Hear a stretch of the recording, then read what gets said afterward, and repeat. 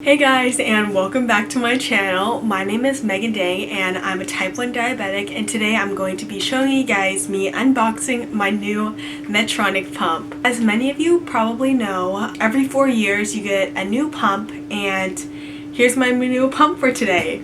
I've been waiting to get this pump for a while now, so here it is. Okay, so here's what the box looks like when you get it, and I just opened up the top and it comes in this bag, which is pretty cool. Just looks like this, really big. And now we'll just start unboxing.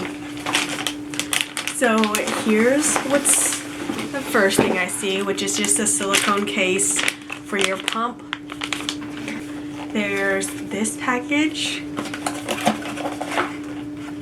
which Skins Kit Pump Clip, I guess. Let's see. I guess this is it, a pump clip. Some kind of sticker to put on your pump, I guess. Here is the getting started guides. Here is a blood glucose monitoring system that connects with the pump. And I guess this is a pump. I didn't know that it looked like that. A sensor, even though I have one. And here is the pump. Very fancy. And then this package. But here's the pump. Let's check it out.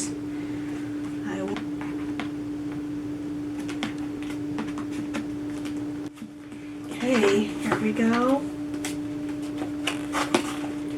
Here it is. Okay, it says start here at the top. So I'm going to start there. Minimed 670G Startup Guide.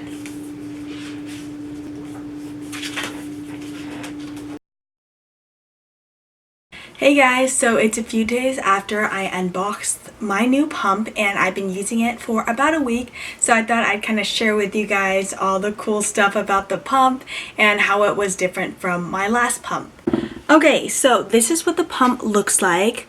On the screen, it has the CGM on it, which is really cool, because with my last CGM Dexcom I had to use my phone and rely on that to see it, but now that it's on the pump, it's really convenient. It has a blood sugar clearly displayed here with the graph, and you can check the graph closer by pressing this button, and it gets you a closer view, and you can zoom out and all that, and then just go back to the last screen. It also has the battery life up here, and the thing about this pump is that the battery life is a lot shorter. It lasts for about 1 week. It lasted me 6 days last time. This pump takes a AA, but my last pump took a AAA, and I just had the older Medtronic pump. It also has all of the Bluetooth connections established up here, and then this is when you have to calibrate.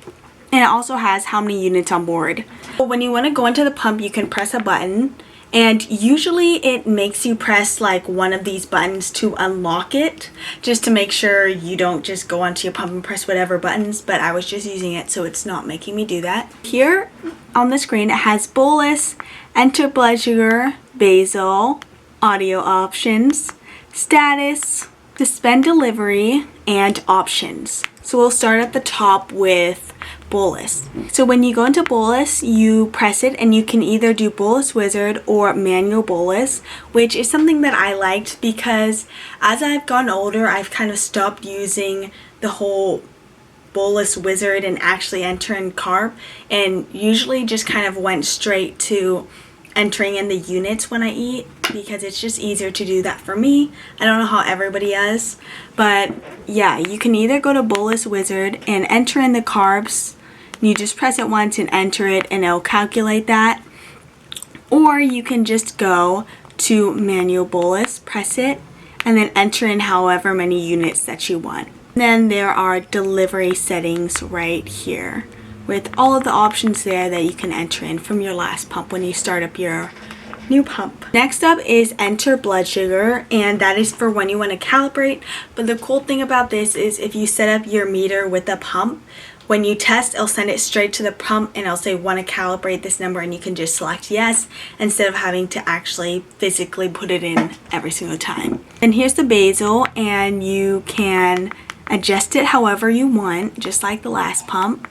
Audio options is right here, and you can select if you want it loud or not, which I really like because the last pump it always makes noise, but this one I have it on vibrate so it doesn't actually make any beeping noises. Then status, you can check up on all of your status stuff like that. It shows right there all of those. Next is suspend delivery, and you would just press it and press yes or no. And finally, options. So we'll go into option. So the first tab in options is Smart Guard, and basically that is where you set up if you want a low or high alert. So I have it set like that, and you can just press edit on it and choose whatever times you want it in the day. And I personally don't like it to alert me during the daytime, only at night, because during the day I'll check my pump whenever I want, and I don't want it to be alarming when I'm with people or in class or going around. Next is history, and you can press that to check up on all the history. Reservoir and tubing to have a new reservoir. There is delivery settings. And then there are event markers, which I haven't actually really checked out yet. It's just where you can enter in different stuff. I don't use it, but I'm sure that it can be useful if you want to check it out. And then there's a reminders tab where you can add in reminders for yourself. And then the final tab is utilities. So there you can check on sensor settings to calibrate, start up the new sensor when you're injecting a new one. There's airplane mode on the pump. Display options that you can check out. There's time and date and remote bolus, which I'm not really sure what it is. And there's some other stuff on there. So now I'm going to kind of talk about the things that I like about this new pump. One major thing I like about this pump is that you can set it to auto suspend when you go low or before you go low. I have it auto suspend at night when I'm sleeping.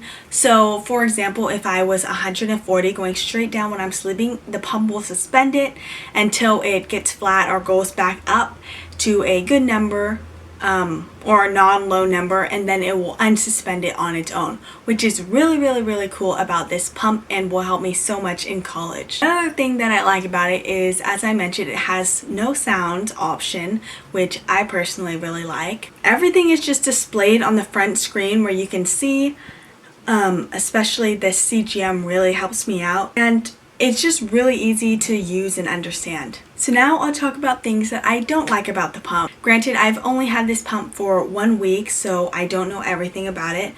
But so far what I don't like is the battery life. It's really short, and it takes a AA battery instead of AAA, which isn't that big of a deal, but it's a bigger battery.